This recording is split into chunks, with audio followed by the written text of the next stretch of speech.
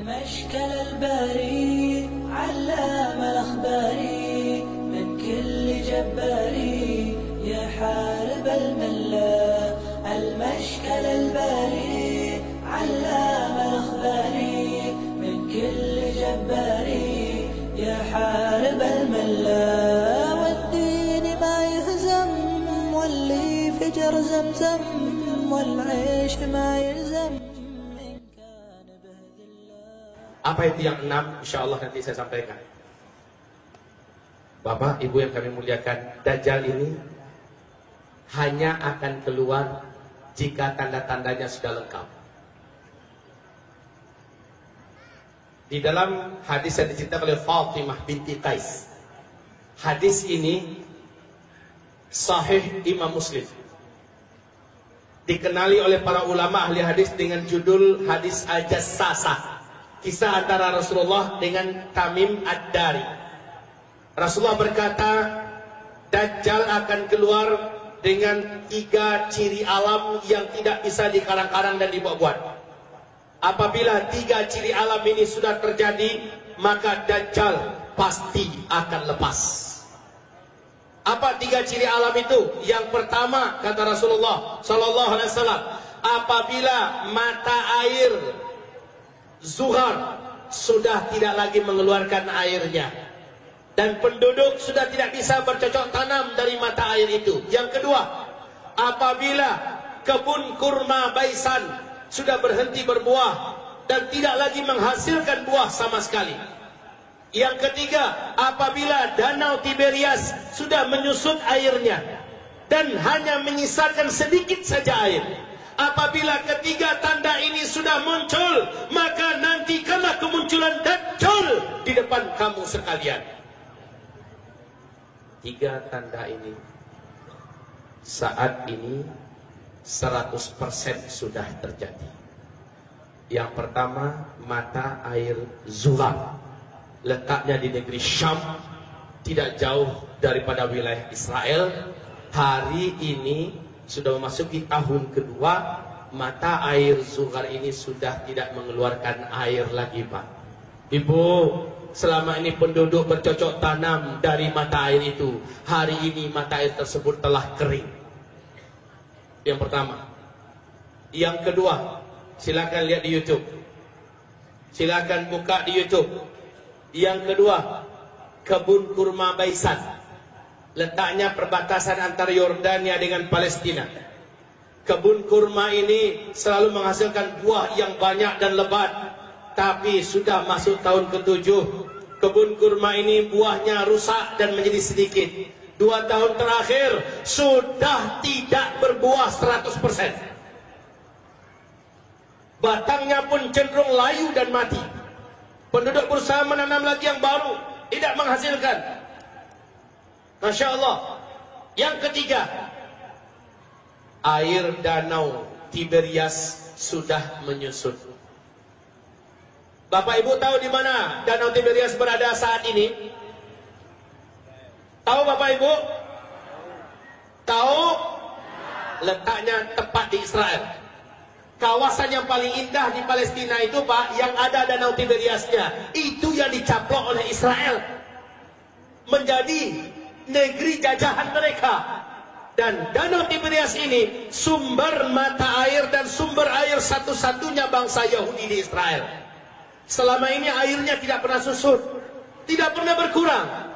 Tapi sejak 2003 sampai 2013 air danau Tiberias menyusut. Bapak Ibu, dari permukaan sampai ke dasar danau Tiberias ini kedalamannya hanya 45 meter, Pak. 45 meter saja. Bu, berapa meter, Bu? 45 dari permukaan sampai ke dasar. Lah, tahukah Bapak Ibu, sejak 2003 sampai 2013 hanya dalam 10 tahun air danau Tiberias ini telah susut 16 meter. Artinya lebih dari 30%.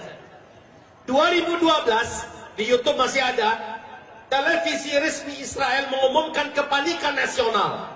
Kenapa? Mereka takut sumber air satu-satunya bangsa Yahudi di Israel sudah mengering. Masih tersisa air tapi sudah sangat sedikit. 2013 lupa. 2015. Jadi posisi danau itu begini, Pak. Ini permukaan, Bu, ini permukaan, ya. Lalu bagian tengah dari dasar, bagian dasarnya seperti ini. Dia agak menjulang ke atas. Kemudian seperti huruf W, ya, seperti huruf W. Nah, bagian tengah daripada dasar yang lebih menonjol ke atas, itu sekarang saking menyusutnya permukaan air danau ini sudah kelihatan seperti pulau kecil di tengah-tengah Danau Tiberias. 2015 akhir loh, Pak. 3 bulan yang lalu dari sekarang, kondisi Danau Tiberias sudah melewati garis merah sampai di garis hitam, sehingga air itu sekarang sudah tidak layak lagi dikonsumsi oleh penduduk Yahudi di Israel. Akhirnya bangsa ini mengumumkan masa depan Israel untuk sumber kehidupan dari airnya bukan lagi dari Danau Tiberias, tapi dari air laut yang disuling. Ketika para ulama mendengarkan berita ini, mengalirlah air mata mereka dan berkata, "Hadza zamanu khurujid dajjal." Inilah dia zaman Dajjal akan keluar. Inilah dia zamannya. Zaman saya hidup, zaman bapak-bapak, ibu-ibu semuanya hidup, Dajjal itu akan lepas. Oh, demi Allah, tidak akan ada yang mampu menahan kekuatan sihir, magic, hipnotis Dajjal kemanapun Dajjal itu masuk. Allah telah memperingatkan kepada Rasulnya, beritahu seluruh umatmu, hati-hati dengan Dajjal. Hati-hati dengan Dajjal. Dajjal ketika masuk ke satu kota, Pak, disebarkannya sihirnya, sehingga dia punya daya tarik yang sangat kuat. Orang-orang yang lemah iman akan keluar meninggalkan rumahnya, lalu menuju di mana Dajjal berada di tengah kotanya. Apabila dia sudah melihat sosok Dajjal, menguaplah imannya dan dia akan sujud menyembah Dajjal. Oleh karena itu Rasulullah mengharamkan umatnya jangan keluar rumah. Hafalkan 10 ayat pertama dari surah Al-Kahfi atau 10 ayat terakhir. Ketika kamu dengar Dajjal itu sampai ke kota kamu, bacakan ayat itu berulang-ulang. Kalau bisa lari ke Mekah, ke Madinah, lari ke Mekah, Madinah.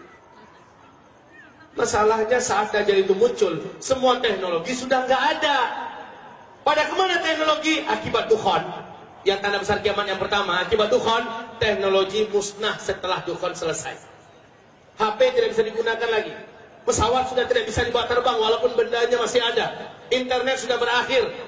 Listrik semuanya sudah habis. Kenapa? Dukhan diakibatkan oleh hantaman meteor. Bumi akan mengalami hantaman meteor. Informasi yang sangat akurat dari NASA bahwa bumi kita saat ini ada di tengah-tengah arus sungai meteor, Pak.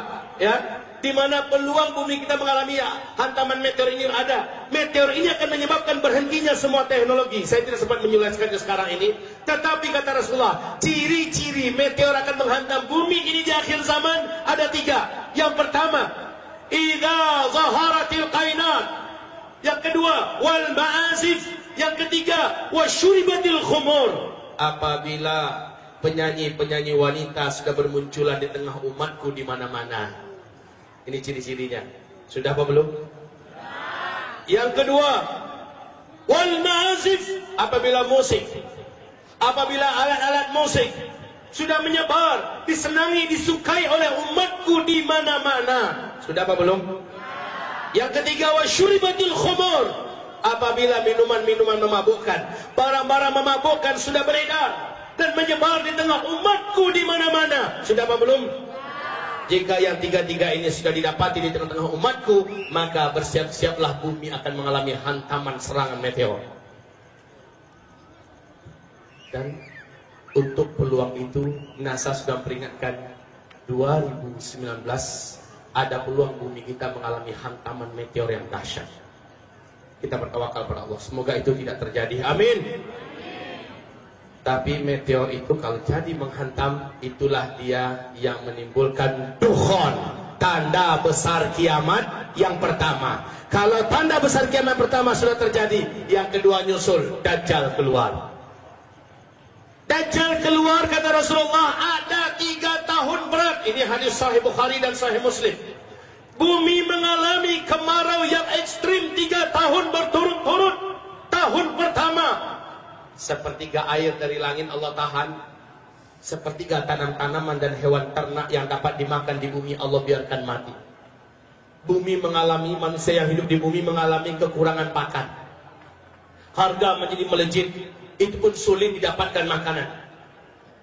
Orang berharap semoga tahun kedua ke depan ada solusi, keadaan lebih baik. Ternyata tidak. Tahun kedua menjelang Dajjal keluar, kata Rasulullah, 2/3 air dari langit Allah tahan. 2/3 tanam-tanaman, tumbuh-tumbuhan dan hewan ternak yang dapat dimakan oleh manusia di muka bumi Allah biarkan mati. Makin parah 2 kali lipat. Saat itu manusia mulai memakan bangkai. Saat itu manusia tega membunuh manusia yang lain demi memperebutkan makanan. Tahun ketiga Dajjal keluar pada tahun itu. Sama sekali air dari langit tidak Allah biarkan turun. Tanam-tanaman dan hewan ternak di muka bumi Allah biarkan mati. Para sahabat bertanya, ya Rasulullah, bagaimana cara kami dapat mempertahankan hidup pada saat-saat yang berat itu? Jawaban Nabi adalah, makan minum kalian pada saat itu adalah zikir. Dan Nabi menyebutkan bunyi zikirnya yang kita baca pertama tadi. Mari kita baca ulang kembali. Subhanallah walhamdulillah wala ilaha illallah wallahu akbar. Subhanallah walhamdulillah wala ilaha illallah wallahu akbar. Kamu baca berulang-ulang.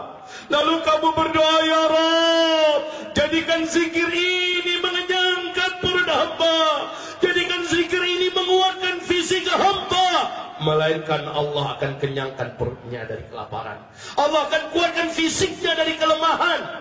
Yang membaca zikir ini, zikir ketika itu berubah fungsinya menjadi makanan, menjadi minuman. Tapi yang bisa zikir macam ini siapa, Pak? Hanya orang yang Jadi Masya Allah yang dengarkan acara-acara seperti ini, dalam momen pilkada damai, diangkat acara yang seperti ini, Masya Allah, ini percontohan seharusnya.